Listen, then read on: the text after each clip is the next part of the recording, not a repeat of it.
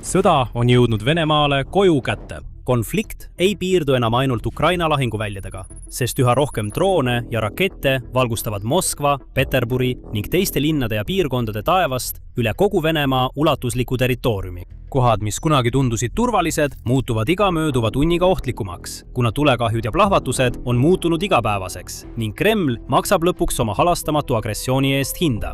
Vene president Vladimir Putin ei suuda enam tõde varjata, kuid see pole takistanud tal proovimast. Isegi nüüd, kui miljonid venelased näevad lõpuks oma silmaga sõja täielikku tuld ja raevu, toetuvad Kremli ametnikud endiselt oma klassikalistele valede, varjamise ja propagandataktikatele, püüdes meeleheitlikult olukorda kontrolli all hoida. Paljudes piirkondades on ametnikud saanud käsu võtta karmid meetmed nende inimeste vastu, kes julgevad teha fotosid või videoid Ukraina droonirünnakutest ja neid internetis jagada. See on viinud arvukate inimeste vahistamise ja nende üle kohtupidamiseni. Vene politsei avaldas hiljuti video ühest neist inimestest, nimetamata 19-aastasest naisest Krasnodari linnast. Ta oli üks paljudest tunnistajatest hiljutisele Ukraina droonirünnakule laole, mis kuulus veebimüüjale Wildberries, keda sageli nimetatakse Venemaa Amazoniks ja kes moodustab üle poole riigi veebimüügist. Kui ta nägi lao suitsu taevast täitmas, lülitas ta oma kaamera sisse ja filmis toimuvat, kuid on nüüdseks sunnitud avalikult vabandama. Ma tunnistan oma süüd ja luban, et see ei juhtu enam, ütles naine videos, mis on laialdaselt levinud Vene sotsiaalmeedias, kuna võimud püüavad üldsust hirmutada. Naist võib samuti oodata rahatrahv, kui ta tunnistatakse süüdi droonirünnakute filmimise ja salvestiste avaldamise reeglite rikkumises. Ja ta pole kindlasti ainus. Palju rohkem venelasi arreteeritakse ja neid süüdistatakse nüüd riigi reetmises lihtsalt selle eest, et nad pildistavad rünnakuid oma kodulinnade vastu. See pole midagi uut. Kremli on juba mitu aastat püüdnud piirata sõjaga seotud teabe levikut. Näiteks juba 2023 aastal, kui Kiievi väed alustasid rünnakuid Vene sihtmärkide vastu okupeeritud Krimmis, hoiatasid võimud kohalikke elanikke, et nad ei postitaks internetti midagi rünnakute kohta. Võimud väitsid, et Ukraina väed võivad sellist teavet, sealhulgas fotosid ja videoid, kasutada oma rünnakute tõhususe kontrollimiseks või täiendavate rünnakute planeerimiseks. Oleg Kritškov, Krimmi valitsuse Venemaa-meelse juhi nõunik, kirjutas internetis. Teie lõbu aitab vaenlasel oma rünnakuid täpsemalt sihtida. Selles võib olla tõetera ning ka Ukraina on andnud välja hoiatusi ja kutsunud inimesi üles mitte jagama Venemaa sihtmärkideks olnud linnade ja asulate pilte ja videoid. Kuid sõja edenedes Vene võimud on muutunud üha äärmuslikumaks ja agressiivsemaks, püüdes takistada inimestel jagamast pilte põlevatest rafineerimistehastest või Ukraina droonide poolt õhku lastud logistikaobjektidest. Paljud inimesed on kinni peetud ja trahvitud. Näiteks 2025 aasta augustis arreteeriti 3 noort venelast mereäärses Sotši linnas. Pärast seda, kui nad filmisid TikToki, kus seisid põleva naftabaasi ees. Ühele 3 määrati 30 000 rubla ehk üle $300 suurune trahv. Ja kuna Ukraina rünnakud muutuvad üha sagedasemaks ja mõjusamaks, muutuvad Venemaa regulatsioonid ainult rangemaks ja laialdasemaks. Venemaa inimõiguste rühma osakond 1 andmetel on nüüd löökide filmimise piirangud kehtestatud umbes 2/3 riigi piirkondadest ja nende ümbruses. 2026. Aasta mais, kui Ukraina intensiivistas oma süvalöökide kampaaniat ja viis läbi mitu edukat rünnakut Moskva piirkonnas, keelas ka Venemaa pealinna piirkond igasuguste fotode või videote avaldamise, mis näitavad ametivõimude poolt terrorirünnakuteks nimetatud sündmuste tagajärgi. Ametnikud ja korrakaitseorganid lähevad isegi nii kaugele, et ähvardavad tavainimesi kuni 20-aastase vanglakaristusega õhutõrjesüsteemide videote jagamise eest. Ja üks eriti Kremli-meelne teletegelane, Vladimir Solovjov, ütles oma saates, et kõik, kes sellist materjali saadavad, tuleks vangi panna. Veelgi enam, Venemaa on valmis olukorda veelgi teravdama. Teatatakse, et Föderaalne julgeolekuteenistus FSB on alustanud esimesi samme plaani elluviimiseks, mille eesmärk on täielikult blokeerida juurdepääs Telegramile, ühele populaarseimale sotsiaalmeedia ja kiirsuhtlusrakendusele kogu Venemaal. Vene luureteenistus on süüdistanud platvormi asutajat Pavel Durovit terrorismi hõlbustamises, väites, et Telegram pole piisavalt teinud, et eemandada kanaleid, mida Ukraina kasutab oma rünnakute koordineerimiseks. Paljude jaoks on tõde selgelt näha. Seda ei tehta ainult sõjalistel põhjustel. Asi ei ole vaid selles, et takistada Ukrainal ligipääsu teabele, mis võiks olla kasulik täiendavate rünnakute planeerimisel. See on tõe mahasurumine.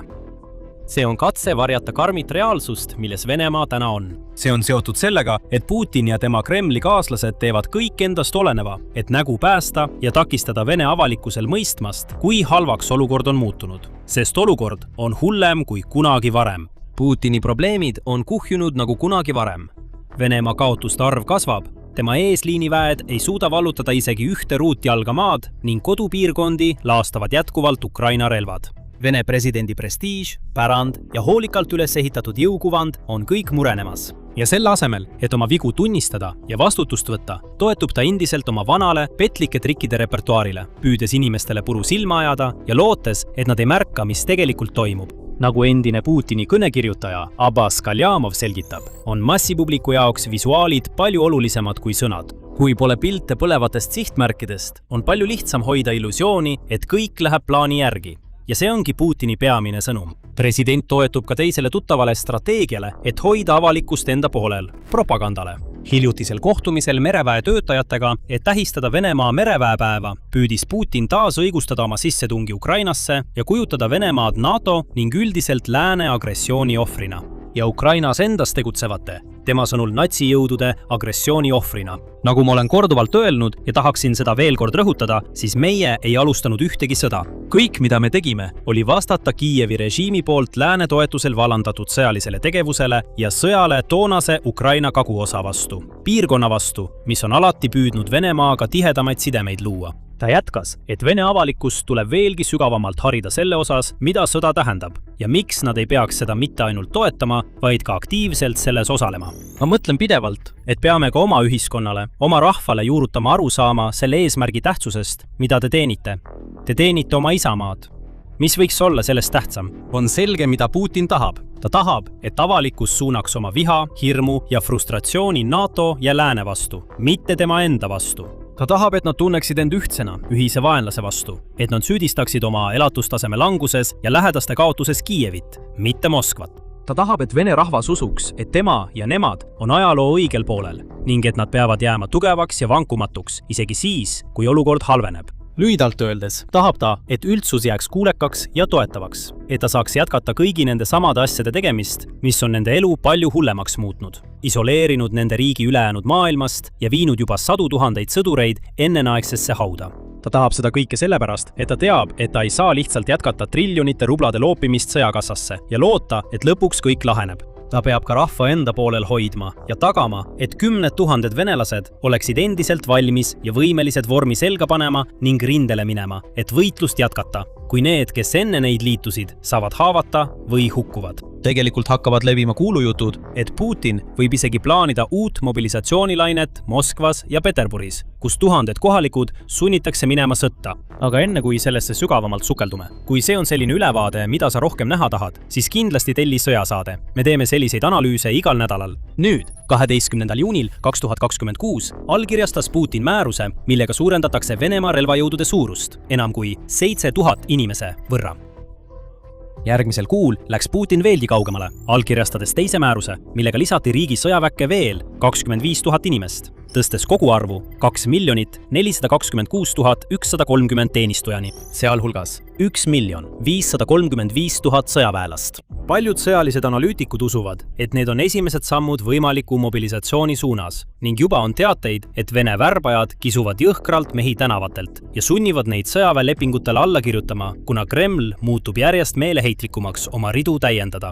Näiteks juuli lõpus jagas sõltumatu Vene uudistekanal 7x7 teateid väikesest Bašmakovo külast, mis asub Penza piirkonnas. 7x7 raporti kohaselt, mis viitas videotõenditele Penza blogijalt Stanislav Morozovilt, on värbajaid suvekuudel nähtud tänavatel otsimas töövõimelisi mehi ja sundimas neid teenistusse. Üks naine rääkis Morozovile, et tema vend viidi jõuga kohaliku värbamiskontorisse, peksti jõhkralt ja sunniti seejärel sõjaväkke astuma.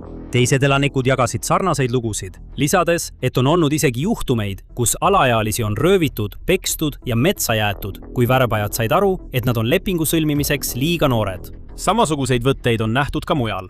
Näiteks väikeses Podkornoje asulas viidi mees nimega Sergei Milkin jõuga kodust ära ja viidi haldushoonesse. Vaatamata südameprobleemidele kästi tal teenistusse astuda ja ta saadeti kiiresti rindele. Vaid mõni nädal hiljem jagas tema naine Olena kohalikul avalikul lehel teadet, et tema mees on hukkunud.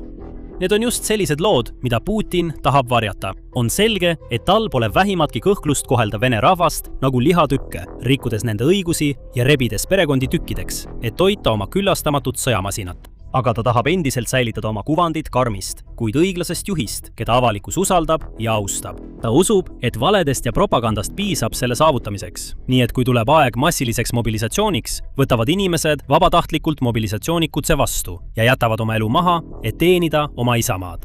Kurb tõsiasi Putini jaoks on aga see, et sellised trikid, mis võisid suure osa tema presidendi ajast töötada, kaotavad kiiresti oma mõju. Üha rohkem venelasi keeldub uskumast muinasjutu, mida nende president räägib sõja edukusest, ja pole raske mõista, miks.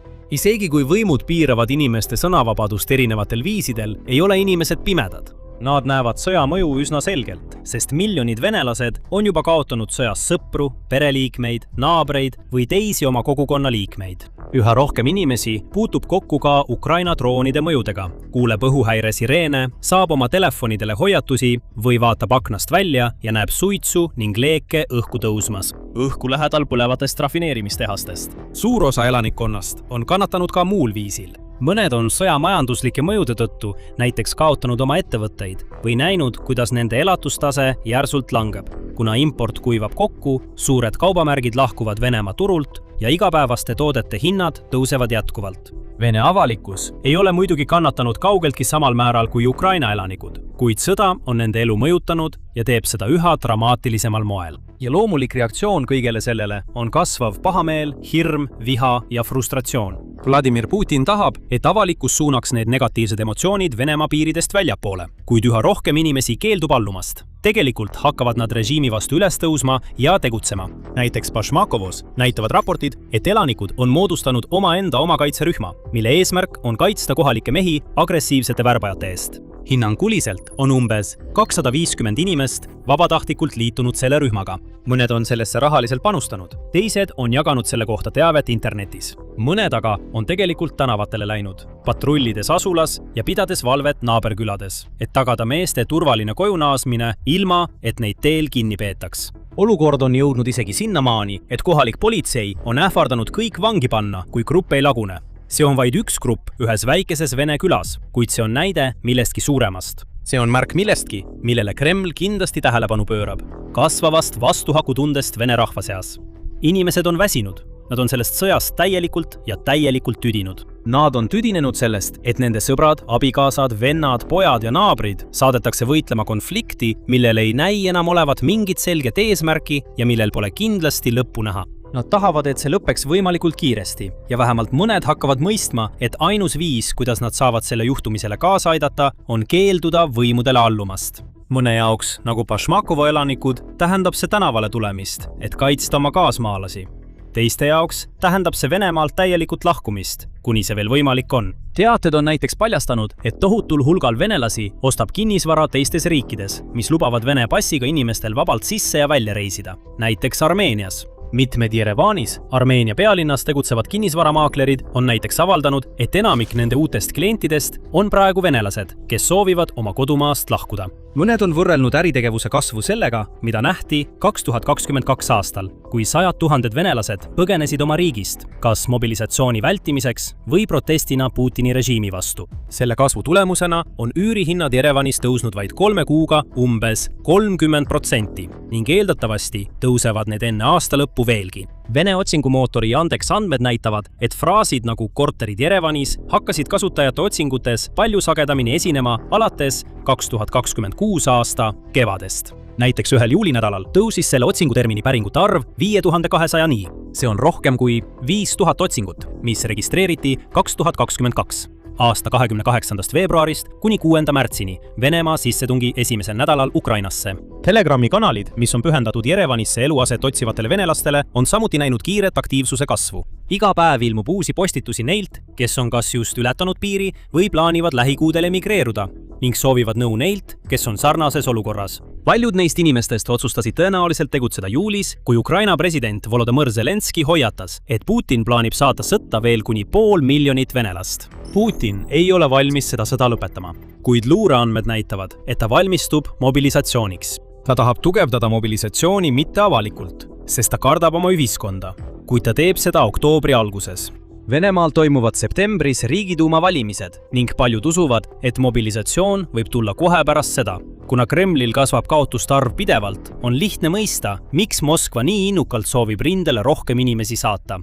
Kuid avalikkuse reaktsioon räägib iseenda eest. Tõsiasi, et nii paljud venelased põgenevad nüüd massiliselt riigist või astuvad värbajatele aktiivselt vastu, näitab, et suur osa rahvast ei ole enam valmis Kremlile alluma ega tema mängudega kaasa minema. Seega, kui Putin lõpuks otsustab mobilisatsiooniga edasi minna, avastab ta tõenäoliselt, et inimeste sundimine omaenda surmaotsusele alla kirjutama on palju raskem, kui ta arvab. Selle asemel ta võib silmitsi seista veelgi tugevamate mässuaktide ja kasvavate üleskutsetega tagasi astuda, kuna üha vähem inimesi on valmis panema kaalule oma või oma lähedaste elu, et toetada tema hoolimatut vallutuskampaaniat. Ja see on vaid üks paljudest probleemidest, mis kuhjuvad Venemaa presidendi laual. Saad rohkem teada võimatutest väljakutsetest, mis ootavad ees Putinit selles videos, mis uurib mõningaid põhjuseid, miks on ebatõenäoline, et ta kunagi nõustub tõelise rahuleppega. Teise võimalusena, kui soovid teada saada teise poole vaatenurka, vaata seda videot, mis näitab, kuidas Ukraina on trotsinud tavasid ja loonud ainulaadse õhuväe, mis rikub kõiki reegleid, kuid muutub siiski pidevalt tugevamaks. Ja lõpuks, ära unusta tellida sõjasaadet, et saada rohkem värskeid uudiseid ja teadmisi, mida sa kindlasti ei taha maha magada.